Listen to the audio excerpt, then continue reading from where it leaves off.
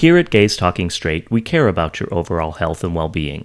We are not medical experts or healthcare professionals. Nothing we say should be construed as medical advice. If you have questions or concerns about your health or well-being, please contact your healthcare provider. Welcome to Gays Talking Straight. I'm your host, Richard Lamberti. I'm here today with Steve Brooks and Paul Driver. Welcome. It's a pleasure to have you here. Thank you. Nice to be here.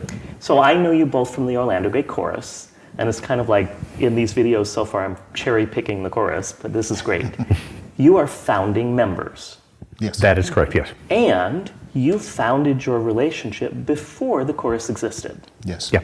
And I invited you here to talk to me about your relationship. So if you would, just go back to the beginning and tell us how you met and how your relationship developed. And let's talk about that a little bit. Well, we met actually at a bar called Central Station up in Longwood.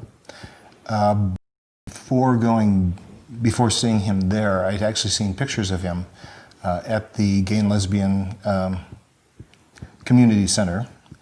This is pre-The Center. This is pre-The Center, yes. This was back when it was on... It was on Mills. Mills, it was on Mills, yes. Yeah. And anyway, there was a picture of him from the grand opening or some ceremony when he was there, and I just saw him and just, he's kind of cute. And that was pretty much it. And because I'm not normally a very forward person, I'm not, I wouldn't just, obviously in this case, because I had seen his picture, I saw him in the bar, he was talking with a friend of his, and I actually circled around a couple of times without saying anything, and then Matt, your friend. I thought it was Ken. It was Ken. Huh, I think you're right. But yeah. I apologize. I had gone out with a friend because I had, not too long before this, several weeks before this, had a slow and just not even painful, but just lethargic winding down of a relationship that we both just said, yeah, forget it. And it was at the point where I was joking with Ken, saying, I'm at the point, I don't want men, I don't need men, I'm just fine without men, everything is good. And he pointed out to me, he said, that guy over there is staring at you. That guy. The day before we had online and the way you met people was out of the world. And it wasn't just as though I was standing there staring. No. I had walked around a couple times and was just kind of keeping an eye on him because I was trying to tell if they were a couple. And so I finally, he looked over at me, and what did I do? You did like this. I just waved. And I went, me, and you went, and I went back. And then we just kind of started walking, and we sort of met, and hi, how you doing? Hey, I'm Steve. Hey, I'm Paul. And wow, that's just so charming. Yeah, well, and it's like, I wish that there were more stories like that for the young kids today. But you said it yourself. It was before online, before Grindr, before hookup, before Facebook, before Twitter, before people spent the entire evening either focusing on selfies or texting somebody who's sitting 3 seats away from them. Right. No, it was very much a different world. So you had the chance to meet, and so you actually, you picked him out of the crowd. Yes. And then what happened? We just started talking and kept on talking, and we eventually went up to Denny's. To Denny's, which was right across the street. Okay. Down the street. Anyway, but and funny story was I wasn't even thinking. Exactly.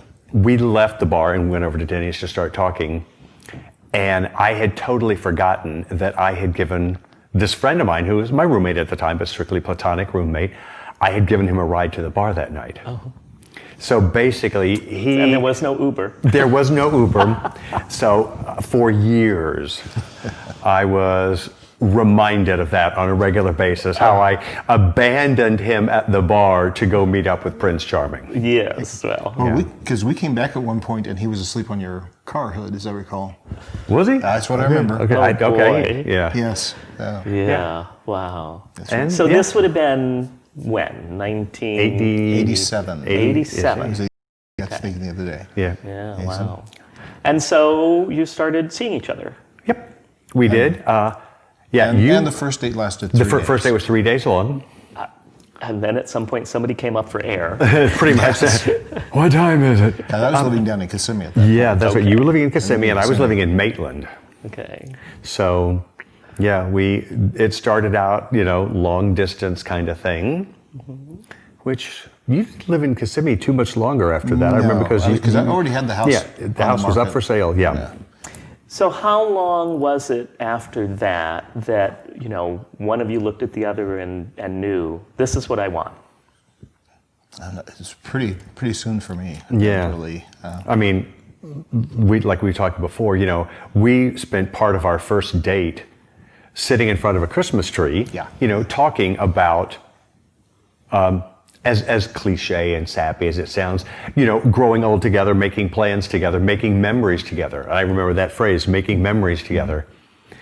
So it was a pretty, it hit pretty hard, pretty fast. Okay. Yeah. Good.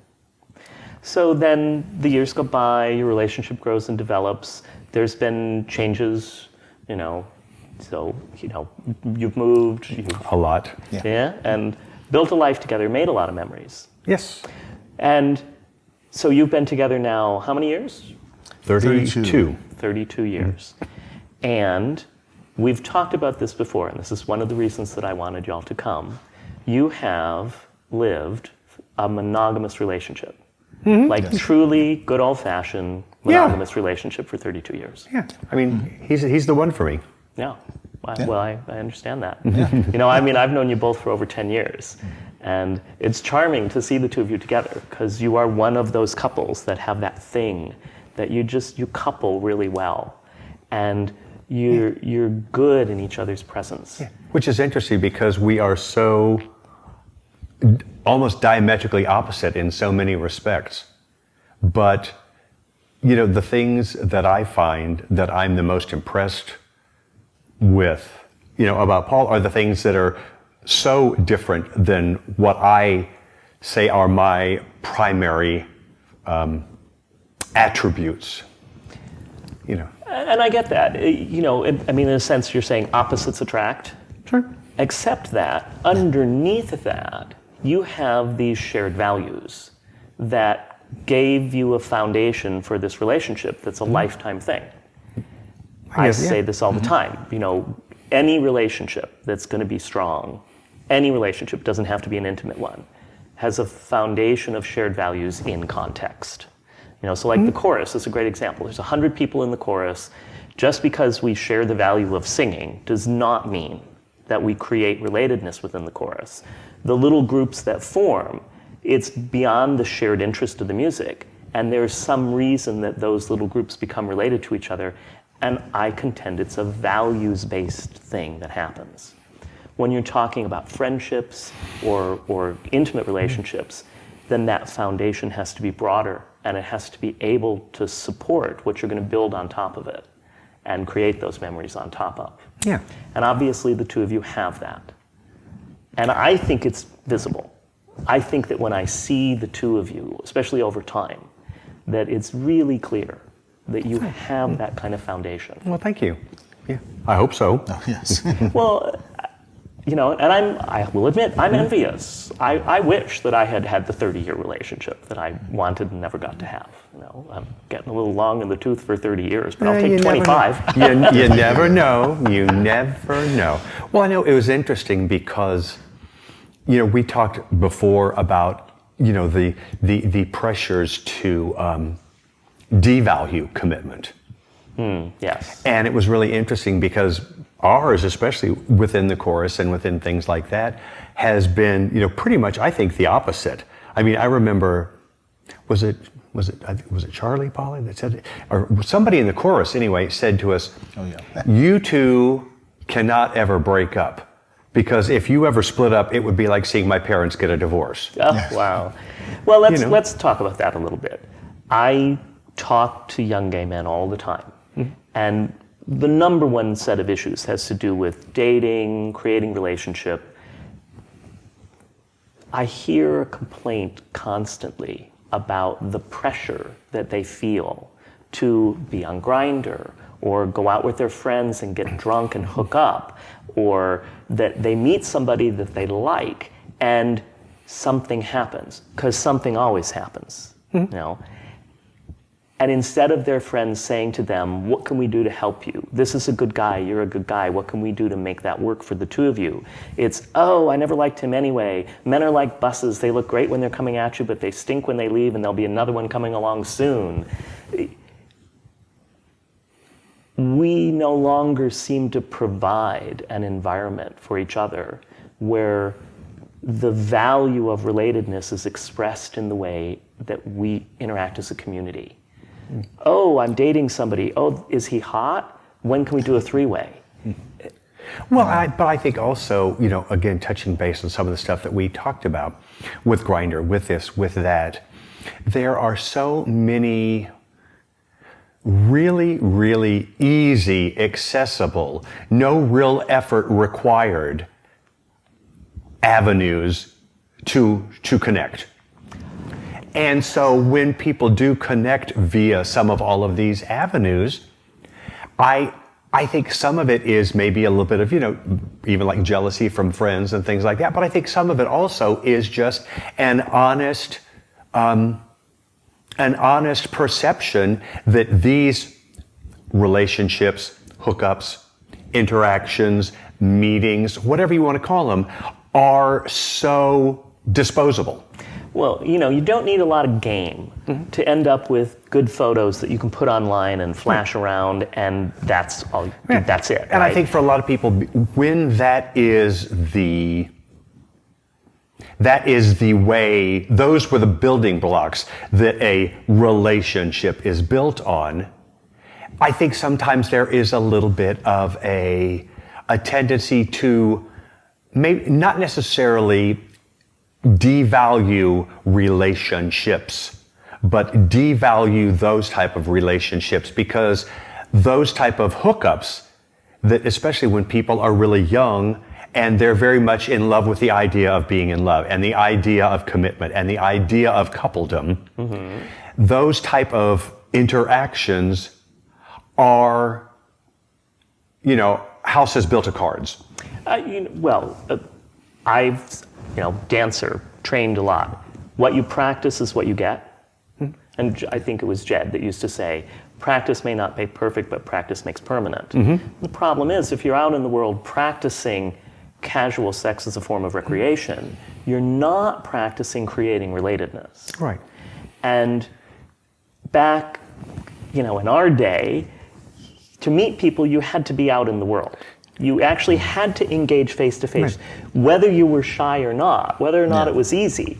You had to get yourself out there and say hello to somebody and say hello back. Yeah. It was pretty much the bars, or it was, there was of course bowling came along. Yeah, I mean, because we were were social, again. we were involved in social groups and civic groups, you know, which I think helped a little bit too. Being involved with the center, being involved with the bowling league, being involved with some things like this, you know. Well, founding the chorus. Yeah. But I'm just saying, you know, social activities that were not necessarily predicated on the idea of your success or failure as a member of this group is based on how many notches you can put in your chastity belt. Yeah. Which, unlike some of the bar environments, it's all about conquest. That's how you measure the success of your experience. Well, I mean, I think it has become more so of that. There were bars, San Francisco, right? Lots and lots of bars. The bar you picked had a lot to do with what was going to happen in an evening. Well, because we went to San Francisco one time and we went out, and I wasn't looking to hook up. I wasn't looking to anything, but I was used to the whole thing of like going out in Orlando. When you go out, just even if it's nothing more than that, just the making eye contact, the little nod, the smile as you're going past. Yeah. And there was very much none of this. It was people who had their groups, you know, people were involved with their groups. And I remember asking, it was one of the guys that we met out there, asking them, you know, about, wow, this is really surprising to me. You know, because I don't really see any of that, like flirting or anything like that going on. And I remember his comment to me was, he said, oh, you won't find that in the bars. If you want that, people go to the sex clubs or the baths. Which is interesting because you used to. Right. Yeah. But that's what I'm saying. This was in San Francisco probably, 20 years ago? Oh, Well, And even but at- but- 20 years ago, it had already started. Exactly, but that's what I'm saying. So I don't think that this is a recent thing. You know, I mean, It's been developing for a long Yeah. time. Let's just take a short break, and then I want to come back and talk to you more about what your relationship has been like. sure. thank you. Please remember to like, share, and subscribe. You can find our podcast on any of the regular outlets. Thank you for being a part of Gays Talking Straight.